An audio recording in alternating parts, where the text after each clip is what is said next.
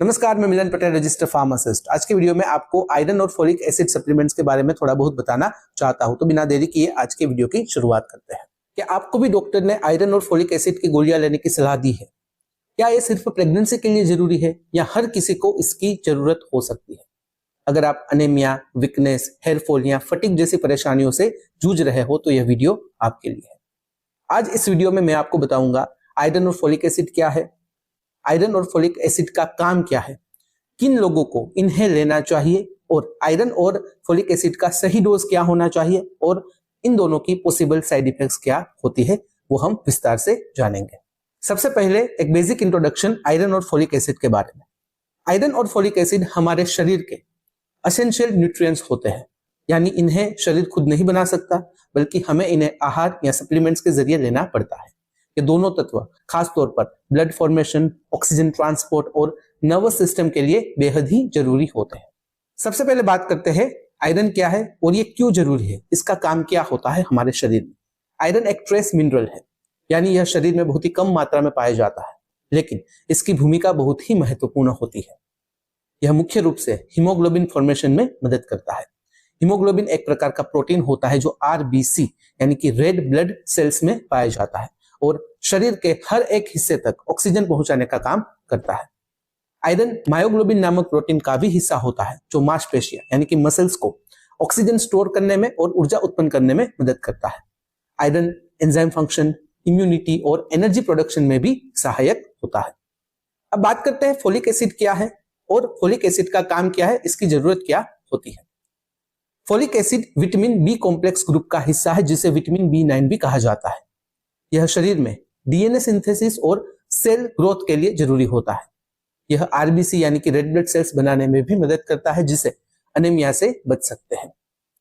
Pregnancy के दौरान यह न्यूरल ट्यूब डिफेक्ट्स से बचाने में मदद करता है, जिससे बच्चे का ब्रेन और बच्चे की स्पाइनल कॉर्ड ठीक से विकसित हो पाती है। यह नर्वस सिस्टम और मेंटल हेल्थ को भी सपोर्ट करता है, जिससे मेमोरी और कॉग्निटिव फंक्शंस बेहतर रहता है। अब आइए बात करते हैं किन लोगों को आयरन और फोलिक एसिड सप्लीमेंट्स लेने चाहिए। प्रेग्नेंट और ब्रेस्ट फीडिंग वीमेन, ऐसी महिलाएं जिनका मासिक धर्म के वक्त हैवी ब्लीडिंग होता है, उन्हें आयरन और फोलिक एसिड के सप्लीमेंट्स लेने चाहिए। ग्रोइंग चिल्ड्रन और टीनेजर्स को लेने चाहिए। एल्डरली पीपल जिन्हें पुअर एब्जॉर्प्शन की समस्या होती है, उन्हें लेना चाहिए। एथलेट्स जिनका हाई ऑक्सीजन डिमांड होता है, वो ले सकते हैं। और वेजिटेरियंस, क्योंकि प्लांट बेस्ड डाइट में हीम आयरन कम होता है, तो वो ले सकते हैं। अगर आपको आयरन डेफिशिएंसी सिम्टम्स जैसे कि fatigue, shortness of breath, pale skin, hair fall या वीक इम्यूनिटी महसूस हो रही है तो आप भी ले सकते हो, लेकिन इससे पहले डॉक्टर से जांच करवानी काफी जरूरी होती है। अब बात करते हैं आयरन और फोलिक एसिड के डोजेस के बारे में। आयरन और फोलिक एसिड की सही मात्रा और लेने का सही तरीका बेहद ही महत्वपूर्ण होता है, ताकि ये शरीर में अच्छी तरह से एब्जॉर्ब हो सके और अधिकतम लाभ मिल सके। आइए जानते हैं इनकी रिकमेंडेड डोजेस और कंजप्शन गाइडलाइंस विस्तार से। सबसे पहले बात करते हैं आयरन का सही डोज क्या होना चाहिए। शरीर में आयरन की जरूरत एज, जेंडर और हेल्थ कंडीशन के आधार पर अलग अलग हो सकती है। डॉक्टर आमतौर पर 50 से 100 mg एलिमेंटल आयरन की सलाह देते हैं, लेकिन यह कमी की गंभीरता पर भी निर्भर करता है। अगर बात करें आयरन की RDA यानी कि रिकमेंडेड डेली अलाउंस के बारे में, तो adult male 8 to 11 mg per day, adult female 15 to 18 mg per day, pregnant women 27 to 30 mg per day, lactating women 9 to 10 mg per day, children 7 to 15 mg per day age के अनुसार दे सकते हो। Iron deficiency या anaemia होने पर doctor higher dose जैसे कि 50 mg से 100 mg पर डे भी दे सकते हैं। एक्सेस आयरन लेने से कॉन्स्टिपेशन, स्टमक अपसेट या टॉक्सिसिटी हो सकती है, इसलिए ओवरडोज से बचे और डॉक्टर की सलाह के अनुसार ही इसे लें। अब बात करते हैं फोलिक एसिड का सही डोज क्या होना चाहिए, फिर क्या होता है। फोलिक एसिड की जरूरत भी व्यक्ति की उम्र के हिसाब से अलग हो सकती है, कंडीशन पर भी निर्भर कर सकती है। अगर डेली रिकमेंडेड डोज की बात करें तो 400 to 600 mcg होती है, जबकि प्रेगनेंसी में यह बढ़कर 600 से 800 mg पर डे भी हो सकती है। अगर फोलिक एसिड के RD यानी कि रिकमेंडेड डेली अलाउंस की बात करें तो एडल्ट मेन और women 400 mcg per day, pregnant women 600 to 800 mcg per day, lactating women 500 mcg per day, children 150 to 300 mcg per day, age के अनुसार वो भी अलग अलग हो सकती है। फोलिक एसिड ओवरडोज से बचे, क्योंकि यह विटामिन B12 डेफिशिएंसी के सिम्टम्स को मास्क कर सकता है।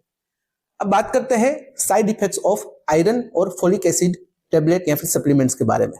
आयरन और फोलिक एसिड हमारे शरीर के लिए जरूरी है, हम सब जानते हैं, लेकिन गलत तरीके से लेने या फिर ओवरडोज होने पर साइड इफेक्ट्स हो सकती हैं। इसलिए इन्हें सही मात्रा में और सही तरीके से लेना काफी जरूरी होता है।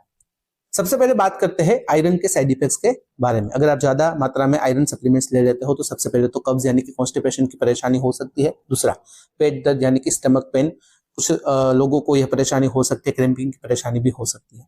इसके अलावा नोजिया और वोमिटिंग, आयरन सप्लीमेंट से जी मचलने या फिर उल्टी की समस्या भी हो सकती है।